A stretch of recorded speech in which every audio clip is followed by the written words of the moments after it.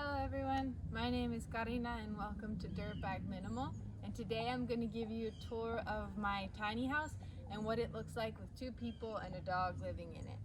So come on in.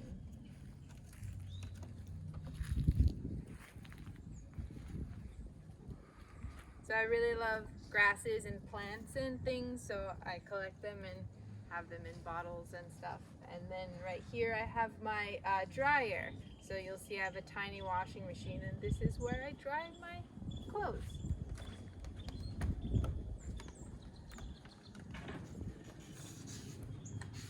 So welcome to my tiny house. My tiny house is 10 feet wide by 24 feet long, and that's really different than most tiny houses that I've seen. I completely designed and built this whole thing by myself with barely any knowledge on construction or anything, but I knew that this is what I wanted to do, and so I did a bunch of research and I just blindly jumped in. I couldn't see a design that I liked. I've looked and looked and looked, and so many tiny houses are 8.5 feet wide because that's road limit, and I just did not like the feel. It felt too narrow for me, and I did some research and found out that I could do wider, just needed a wide load permit to tow it on the road, and so I decided it was worth it for me. So I got a custom trailer bed, like the frame itself built, and then everything else is completely out of my head. So come see what it looks like. Right here we have the living room, which is about 10 feet by 10 feet. And I have closet here, and I have a little built-in sofa and my tiny wood stove. This built-in sofa, I didn't want like a regular big squishy sofa. I don't need that. I really like the low, sort of thin, sort of like built-in furniture feel. It feels sort of like Japanese style, and it takes up a lot less space, and it feels a lot cleaner to me, and I just knew I didn't need a bunch of furniture. So this really works for me. It turns out the dog really likes it too, so I get squished into the corner by her, but that's okay. This tiny wood stove, it's almost ready to go. I just need to fix a few things on here, but it is very efficient in heating this tiny home. And there's a dog bed there. There's a little box for that the wood stove came in, and I've repurposed it as a little table. So a lot of little things that I've done where I've just used stuff that I already had to sort of finish out the place. Here's my little closet. I like jackets. I have a thing with jackets. That's my one Achilles heel in this minimal world is clothes. Really love clothes.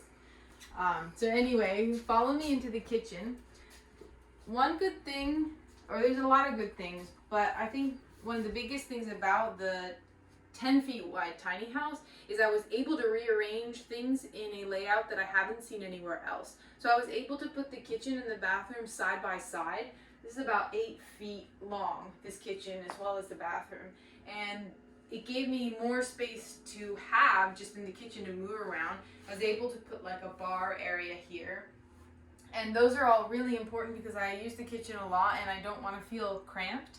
So it was just really great to have that extra space. This kitchen unit, cabinetry, everything is custom built, so it wasn't something that I ordered because I wanted it a little bit not as deep. It's a little bit skinnier than most that you see in the kitchen, and that was just because I didn't feel like I needed all that space, and just those extra few inches really help out in a tiny house. Every inch counts. So I just have a stove top burner, no oven, maybe get a toaster oven, sink, and a small little fridge. Yeah, and that's my kitchen. Let me show you the bathroom. I just put this bathroom door in, which is very exciting because 2 people and a tiny house and no bathroom door, you know, gets old. So come on in here. I have a tiny little laundry area here with my small little washing machine that I got from a resale store and was very excited about that. This is sort of my storage laundry area. And then here we come into the bathroom and I have a Nature's Head composting toilet, which has been a learning curve. But I'm really happy that I have it, and it really, you know, helps the environment use so much less water, and you're really aware of how much water a toilet actually uses. Here is my vanity, and I custom built this because this is the tiniest sink I've ever seen, and so I had to build a vanity around that. And I have some tiles that I brought from Mexico. I also custom built my shelf for the bathroom with leftover wood pieces. So a lot of repurposing when I could. All the windows and doors in the tiny house I bought used as well. So that was important. Anytime I could repurpose something, I would. And here's a shower that I installed. It works really well. And yeah, that's the bathroom. And then I'll zoom out of here. Close my beautiful new sliding door. Oh, look at that. Like butter. And then come over here and I'll show you the bedroom.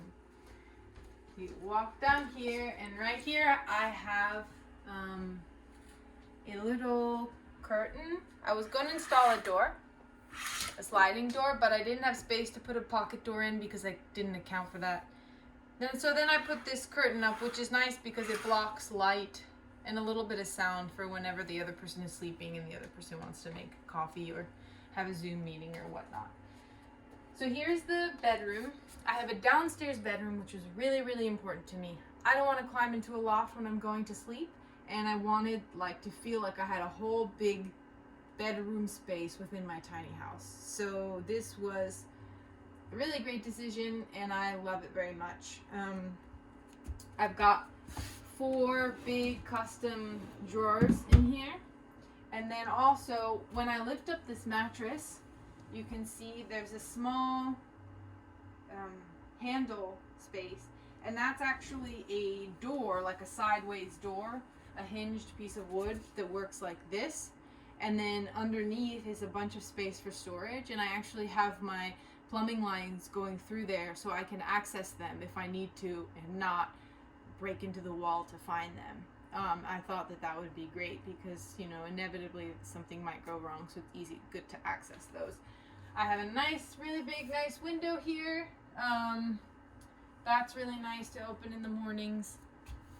And just some repurposed hooks that I got from a yoga studio. So a lot of little touches like that that really make it feel like home.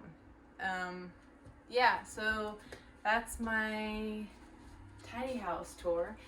And yeah, so the tiny house has been a crazy adventure. It took me about 2 years to build it, start to finish while working.